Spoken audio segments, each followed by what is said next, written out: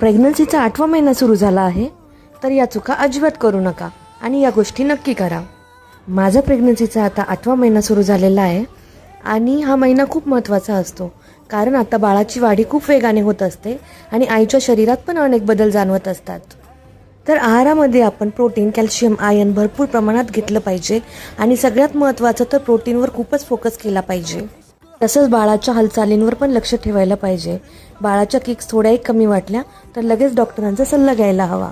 6व्या महिन्याच्या सोनोग्राफीमध्ये प्लासेंटल कॅल्सिफिकेशन असल्याने बाळाचं वजन हे खूपच कमी आलं होतं.